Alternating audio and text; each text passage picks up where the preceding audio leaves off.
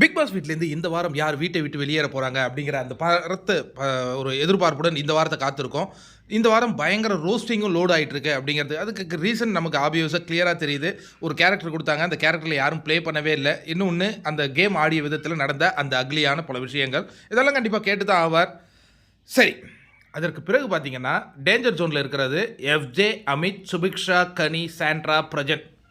Big விக்கெட்னாங்களே, பிரஜனும் சாண்ட்ராவும் ஒன்றாக வந்தார்கள், ஒன்றாக செல்வார்களா அப்படிங்கிறத பார்க்கணும். உங்களுக்கு இவங்க 4-5 பேருக்குள்ளே வாக்கு வித்தியாசம் பார்த்தீங்கன்னா 100, 50 இந்த மாதிரி தான் இருக்குது. ரொம்ப லீஸ்டாக இருக்குது. இது அன்அஃபிஷியல் ஓட்டிங் தான் இப்போ நம்ம பார்க்குறோம். அஃபிஷியலில் என்ன நடந்திருக்கு அப்படிங்கிறது இன்ட்ரெஸ்டிங்கான முறையில் பார்க்குற மாதிரி இருக்குது. அதாவது 2 பேர் இந்த வாரம் வெளியே அனுப்ப போகிறாங்க அப்படிங்கிற மாதிரி தான் தகவல் வந்திருக்கு. 2 பேர்னால் நீங்கள் யோசிச்சு பார்த்தீங்கன்னா சாண்ட்ரா அண்ட் பிரஜனை ஒன்றாக வந்தார்கள், ஒன்றாக சென்றார்கள் அப்படின்னா ஒரு சுவாரஸ்யத்தை தரும். இன்னொன்று பார்த்தீங்கன்னா அவங்க அந்த 2 பேரை தனித்தனியாக தான் அனுப்புவாங்கன்னு நான் நினைக்கிறேன். ஏன்னா சாண்ட்ராவினுடைய இன்னொரு பர்ஃபார்மன்ஸ் பார்க்குறதுக்கு இல்லை, பிரஜன் பெருசாக பர்ஃபார்ம் பண்ண மாட்டார்னு நினைக்கிறேன்.